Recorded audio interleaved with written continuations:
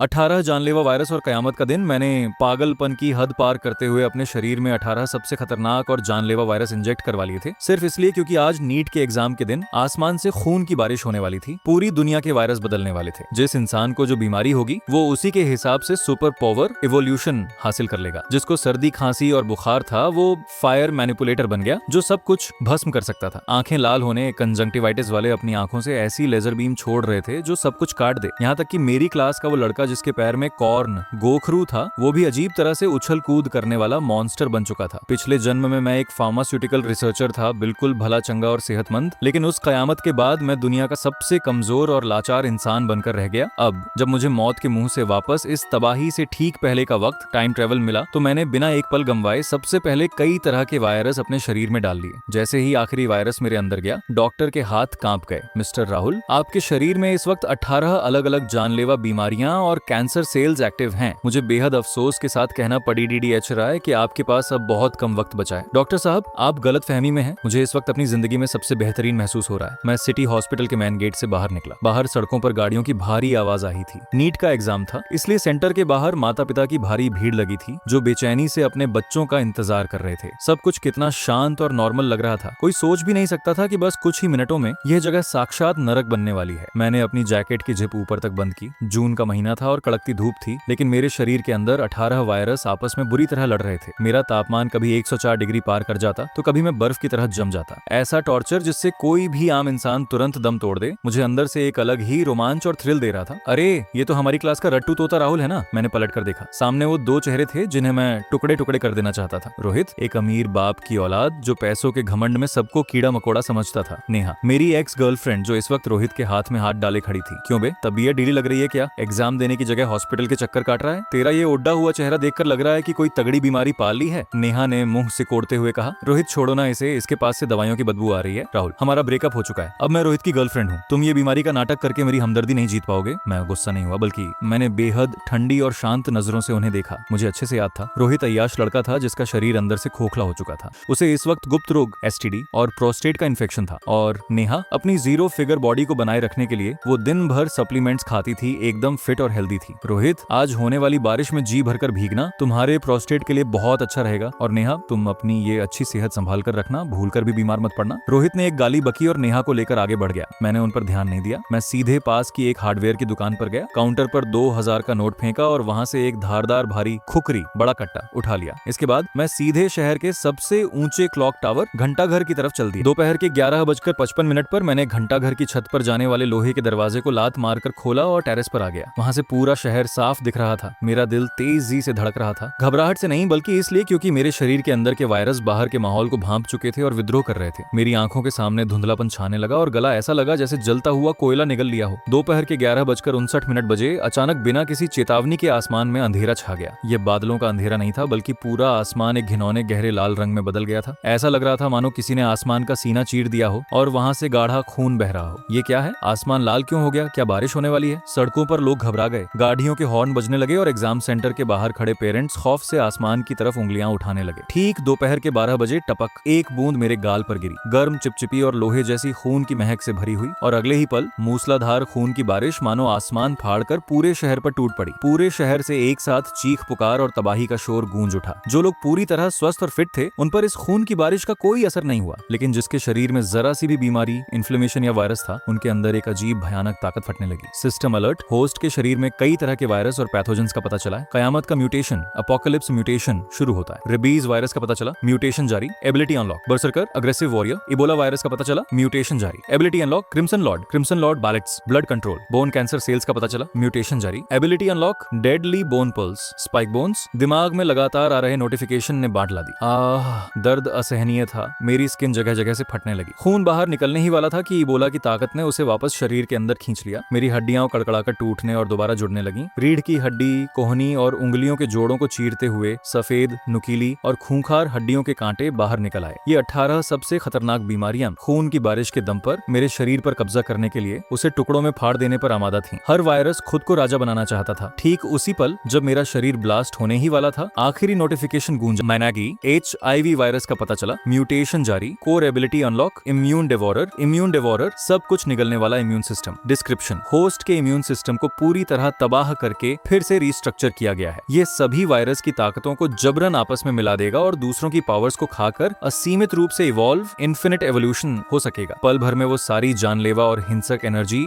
शांत हो गई। HIV के म्यूटेशन इम्यून डिवॉरर ने एक क्रूर तानाशाह की तरह रेबीज के पागलपन, इबोला की खून की प्यास और कैंसर की अनलिमिटेड सेल्स बढ़ाने की ताकत को अपने घुटनों पर ला दिया और सबको एक परफेक्ट कॉम्बिनेशन में ढाल दिया। मैंने धीरे से अपनी आंखें खोली। मेरी काली पुतलियां अब गहरी डार्क रेड हो चुकी थीं। मैंने अपनी मुट्ठी भींची तो हवा में एक जोरदार पटाखे जैसी आवाज हुई। ताकत, एक ऐसी ताकत जो मैंने पहले कभी महसूस नहीं की थी। मैं 1 किलोमीटर दूर बिजली के तार को कुतरते हुए चूहे की आवाज साफ सुन सकता था। मैं घंटा घर के नीचे मौजूद हर जिंदा जीव के शरीर में बहते खून की रफ्तार को महसूस कर पा रहा था। मैंने नीचे चौराहे की तरफ देखा। कयामत का मंजर पूरी तरह शुरू हो चुका था। अभी कुछ देर पहले मेरा मजाक उड़ाने वाला रोहित घुटनों के बल बैठकर सुअर की तरह चीख रहा था। उसका गुप्त रोग STD उस खून की बारिश से रिएक्ट कर चुका था। उसकी लोअर बॉडी से अनगिनत घिनौने और अजीब कीड़े जैसे बाल निकल आए थे जो फटकर हरे रंग का एसिड फेंक रहे थे। उस एसिड से आसपास के लोग पिघलकर खून का पानी बन रहे थे। वो खुद खौफ से चिल्ला रहा था पर उसे नहीं पता था कि वो खुद एक मॉन्स्टर बन चुका। और नेहा, वो बिल्कुल स्वस्थ और परफेक्ट लड़की, इस वक्त एक डरी हुई मुर्गी की तरह भगदड़ में सिर छुपाए बैठी थी। उसकी आंखों में मौत का खौफ था क्योंकि उसके शरीर में कोई बदलाव नहीं हुआ था। वहीं दूसरी तरफ जिन्हें वो कमजोर और बीमार समझती थी वो सुपर ह्यूमन बन चुके थे। एक मोटे लड़के को भयंकर सर्दी थी।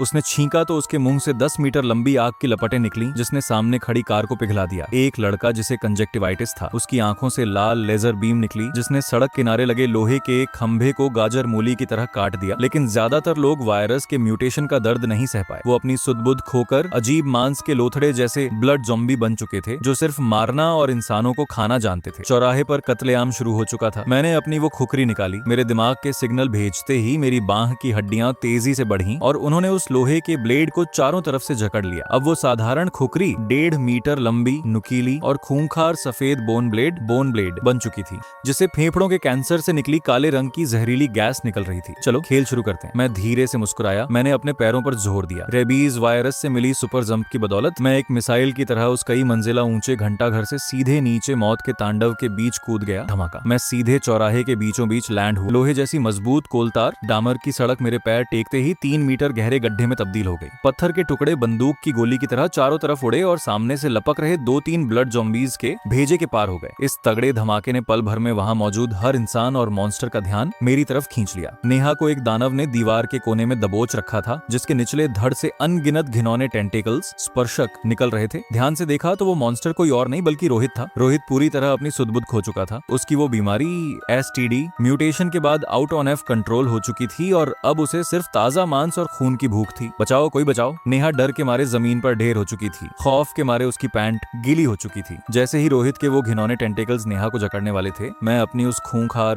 बोन ब्लेड को हाथ में लटकाए उड़ती हुई धूल और धुएं के बीच से धीरे धीरे बाहर आया। राहुल, तुम जिंदा हो? थैंक गॉड, तुम सुपर ह्यूमन बन चुके हो ना? प्लीज मुझे बचाओ। तुम मुझे यहाँ से निकालो। मैं अभी के अभी तुम्हारे साथ पैचअप, दोबारा रिलेशनशिप करने को तैयार हूँ। मैंने उसके आंसू और नाक से सने चेहरे को देखा। मेरे दिल में रत्ती भर भी रहम नहीं जागा। मैंने अपनी तलवार तक नहीं उठाई, बस उस घिनौने रोहित की तरफ ठंडी नजरों से देखा। मेरी आंखों की गहराइयों में एक लाल चमक कौंधी और इबोला वायरस की बदौलत रोहित का खून खौल उठा। अगले ही पल जो रोहित कुछ देर पहले तक हाथ पैर मार रहा था, उसका पूरा शरीर एकदम से अकड़ गया। इसके तुरंत बाद उसके अंदर का सारा खून इतनी तेजी से उबला और फैला कि वो नेहा के ठीक सामने किसी फूटे हुए गुब्बारे की तरह चीथड़ों में उड़ गया। चारों तरफ उसका गंदा खून और मांस बिखर गया। पूरे मैदान में सन्नाटा पसर गया। जो शुरुआती म्यूटेंट्स, नए नए बने सुपर ह्यूमन, अभी तक अपनी ताकत के घमंड में चूर थे, वो सब खौफ से कांपते हुए मुझे देखने लगे। किसी की सांस लेने तक की हिम्मत नहीं हो रही थी। नेहा ने सुन्न होकर अपने चेहरे से रोहित के मांस के लोथड़े को पोंछा और मुझे देखा। उसकी आवाज डर के मारे इंसानों जैसी नहीं लग रही थी। तुमने ये क्या किया? मैं नेहा के पास गया और ऊपर से नीचे की तरफ उसे देखते हुए बोला, मैंने कहा था ना कि अपनी सेहत संभाल कर रखना। इस कयामत की दुनिया में एक पूरी तरह स्वस्थ इंसान किसी मॉन्स्टर को लुभाने वाले चारे के लायक भी नहीं होता। ठीक उसी वक्त मेरे दिमाग में एक तेज और जानलेवा दर्द उठा। सिस्टम अलर्ट, चेतावनी। 18 अल्टीमेट वायरस की एनर्जी बहुत ज्यादा विशाल है। होस्ट का मौजूदा शरीर इसे लंबे समय तक नहीं संभाल सकता। आपको अगले 24 घंटों के भीतर एक tier 1 mutant core, tier 1 mutation core 1 को निगलकर अपनी एनर्जी का सेंटर बनाना होगा, वरना आपका शरीर ब्लास्ट हो जाएगा। तो ये बात है, मुफ्त में कुछ नहीं मिलता। इन 18 जानलेवा बीमारियों ने मुझे शुरुआत में ही सबसे ताकतवर तो बना दिया, लेकिन ये मेरे अंदर एक ऐसा टाइम बम भी बन गई है जो कभी भी फट सकता है। मैंने परीक्षा केंद्र नीट सेंटर की तरफ देखा। मेरी छठी इंद्री सेंसेस मुझे बता रही थी कि वहाँ एक बहुत ही भयानक और विशाल खून की एनर्जी आकार ले रही है। इस कयामत का पहला टियर 1 म्यूटेंट यानी इस शुरुआत शुरुआती दौर का छोटा बॉस वदा क्रेजर 24 घंटे बहुत है। मैंने जमीन पर पड़ी नेहा की तरफ मुड़कर भी नहीं देखा। खून टपकती बोन ब्लेड को संभाला और लंबे लंबे कदम बढ़ाते हुए एग्जाम सेंटर की तरफ चल दिया। सड़कों पर पूरी तरह कोहराम मच चुका था। खून की बारिश अभी भी जारी थी। हवा में लोहे के झंग जैसी गंध इतनी तेज थी कि दम घुट जाए। हर तरफ आपस में टकराई हुई गाड़ियां, जलते हुए पेड़ पौधे और इंसानों की कटी फटी लाशें बिखरी पड़ी थीं। सबसे बुरा हाल उन लोगों का था जो आम दिनों में अपनी सेहत का बहुत ध्यान रखते थे, डाइट पर रहते थे और रोज जिम जाते थे। इस खून की बारिश में उन्हें कोई सुपर पावर नहीं मिली, बल्कि वो इन जॉम्बीज और म्यूटेंट्स के लिए सबसे स्वादिष्ट और कमजोर शिकार बन चुके थे। तभी झाड़ियों में से 2 रीढ़ विहीन छालों से भरे हुए ब्लड जॉम्बीज अचानक मुझ पर झपटे। मैंने अपनी पलक तक नहीं झपकाई। मेरे अंदर के रेबीज वायरस ने पल भर में मेरे नर्वस सिस्टम में आग लगा दी। मेरा दिल किसी भारी इंजन की तरह तेजी से धड़कने लगा। मेरी आंखों के सामने वक्त जैसे थम सा गया। मैंने एक जोरदार कदम आगे बढ़ाया और कोलतार की सड़क पर एक हल्का गड्ढा बन गया। मेरे हाथ की बोन ब्लेड हवा में बिजली की तरह घूमी। सर्रर्र।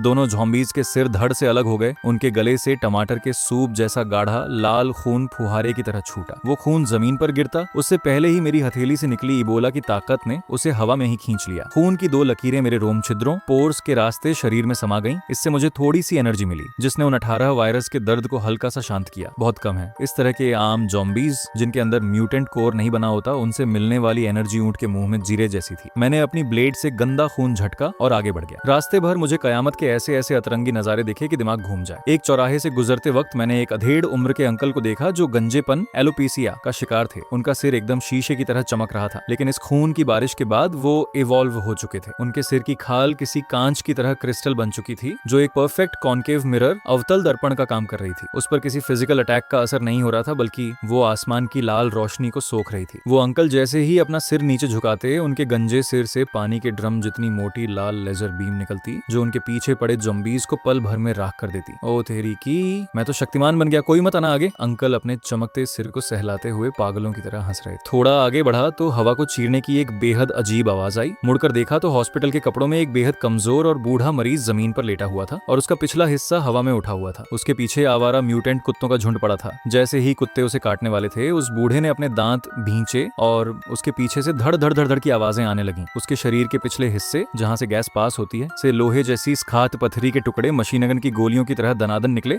और उन म्यूटेंट कुत्तों को छलनी कर दिया। ये क्या था? शरीर के अंदर की पथरी, स्टोन्स और टिश्यूज का म्यूटेशन। इसे कहते हैं असली ह्यूमन एनर्जी लॉन्चर। कयामत का ये सिस्टम भी बड़ा इंसाफ पसंद है। इंसान को पुरानी दुनिया में जितनी अजीब और दर्दनाक बीमारी थी, म्यूटेशन के बाद उसकी ताकत उतनी ही धाकड़ और खतरनाक थी। मैंने उन लोगों पर ध्यान नहीं दिया। इस शुरुआती दौर में हर कोई अपनी ताकतों को समझने की कोशिश कर रहा था। जो समझदार होंगे वो बचेंगे, जो बेवकूफ होंगे वो ताकतवर होने के बावजूद दूसरों का भोजन बन जाएंगे। 10 मिनट बाद मैं नीट एग्जाम सेंटर के मेन गेट पर था। यहाँ का मंजर बाहर की सड़कों से 10 गुना ज्यादा खौफनाक था। क्योंकि आज एग्जाम था, इसीलिए सेंटर के बाहर हजारों पेरेंट्स मौजूद थे जो ज्यादातर स्वस्थ थे, और अंदर मौजूद स्टूडेंट्स रात रात भर जागकर पढ़ाई करने, स्ट्रेस लेने और खराब लाइफस्टाइल की वजह से लगभग हर किसी को कोई ना कोई क्रॉनिक बीमारी थी। किसी को माइग्रेन, किसी को चश्मा लगा था तो किसी को पेट का अल्सर। जैसे ही खून की बारिश हुई, परीक्षा केंद्र एक कसाई खाना बन गया। हर तरफ चीख पुकार और मॉन्स्टर्स के गुर्राने की आवाजें आ रही थीं। मैं ये सब ठंडी नजरों से देखता रहा। मेरे अंदर किसी की मदद करने का कोई भूत नहीं सवार था। लेकिन जैसे ही मैं ग्राउंड फ्लोर के मैन हॉल में घुसने वाला था, मुझे पहली मंजिल की सीढ़ियों के पास से एक बेहद अजीब और